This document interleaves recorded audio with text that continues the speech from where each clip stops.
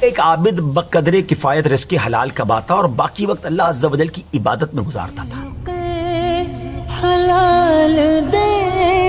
ایک مرتبہ اللہ کی رحمت سے مایوس نہیں ہونی چاہیے، اللہ کی رحمت پر یقین ہونا چاہیے، اللہ کی ذات پر بھروسہ کرنی چاہیے۔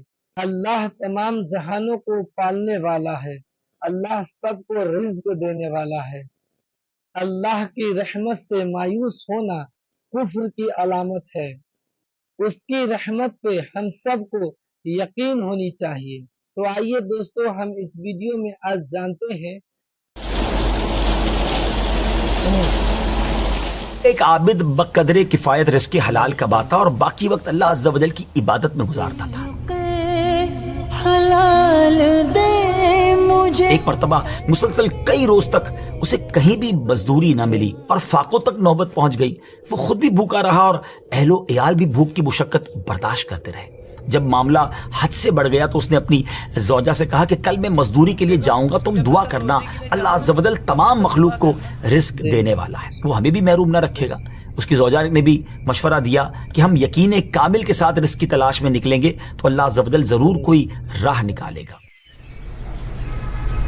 صبح سویرے وہ عابد اللہ عز و جل کا نام لے کر مزدوری کی تلاش میں نکلا اور وہ بھی دوسرے مزدوروں کے ساتھ جا کر بیٹھ گیا۔ جن لوگوں کو مزدور کی ضرورت ہوتی تھی وہ مارکیٹ سے جا کر مزدور لے آتے تھے۔ اس نے دیکھا کہ ایک ایک کر کے سارے مزدور چلے گئے مگر اس کو کسی نے کام پر نہیں بلایا، اس کو کوئی مزدوری نہیں ملی۔ جب اس عابد نے یہ صورتحال دیکھی تو کہنے لگا کہ اللہ عز و جل کی قسم میں آج اپنے مالک حقیقی کی مزدوری کروں گا، یعنی عبادت کروں گا۔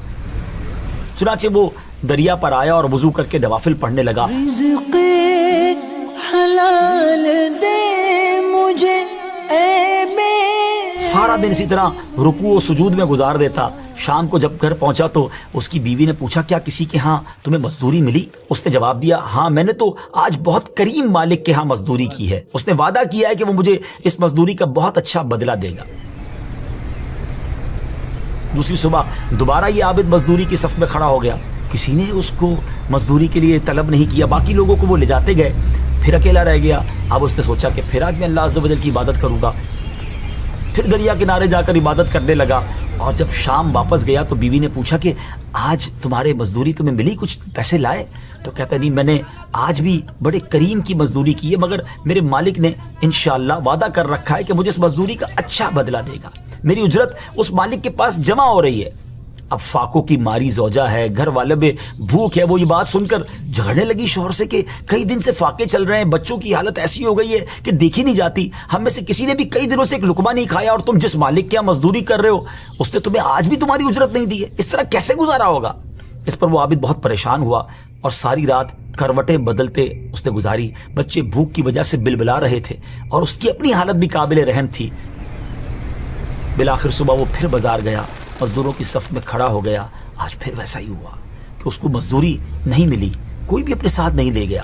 وہ عابد پھر اپنے پاک پروردگار کی رحمت سے مایوس ہونے والا نہیں تھا۔ وہ پھر دریا کنارے پہنچا، وضو کر کے نوافل پڑھنے لگا، دل میں کہا کہ آج پھر گھر کیسے جاؤں گا، کیونکہ اگر آج بھی کچھ لے کر نہیں گیا تو گھر والے کیا جواب دیں گے۔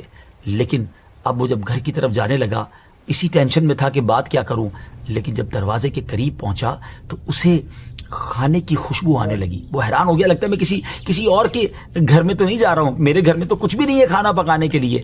لیکن جب دروازہ کھٹکھٹایا تو گھر کے اندر خوشی کا سما تھا، گھر والے خوشی سے باتیں کر رہے تھے۔ اور جب اس نے کہا کہ یہ سب کچھ کیسے ہوا، گھر والوں نے بتایا کہ تمہارا مالک تو واقعی بڑا کریم ہے، اس کے کارندے آئے تھے، بڑی زبردست مزدوری دے کر گئے ہیں اور انہوں نے درہم و دینار بھی دیے ہیں، عمدہ کپڑے بھی دیے ہیں، آٹا اور گوشت وغیرہ بھی کافی مقدار میں دیا، اور کہا کہ جب تمہارا شوہر آ جائے تو اسے سلام کہنا اور کہنا کہ تیرے مالک نے تیرا عمل قبول کر لیا ہے، یہاں وہ تیرے اس عمل سے راضی ہے، یہ اس کا بدلہ ہے جو تو نے عمل کیا تھا، اگر تو زیادہ عمل کرتا تو تیرا اجر بھی بڑھا دیا جاتا۔ سبحان اللہ، دیکھا آپ نے، یہ تو دنیا میں اس مزدور کے عمل کا کچھ اجر تھا، رب عز و جل اس کا اصل بدلہ تو جنت میں عطا فرمائے گا نا۔ یقیناً اللہ عز و جل کسی کا عمل ضائع نہیں کرتا۔ اس واقعے سے ہمیں یہ بھی درس ملتا ہے کہ چاہے خوشحالی کے ایام ہو یا تنگ دستی کا عالم ہو، ہر حال میں شکر الہی بجا لانا چاہیے، اس کریم رب عز و جل پر کامل بھروسہ رکھنا چاہیے اور اس کی عبادت و ریاضت سے مشغول رہنا چاہیے۔ یقیناً جو لوگ اللہ عز و جل کی ذات پر بھروسہ کرتے ہیں، اللہ عز و جل انہیں ایسا نوازتا ہے کہ ان کے وہم و گمان میں بھی نہیں ہوتا۔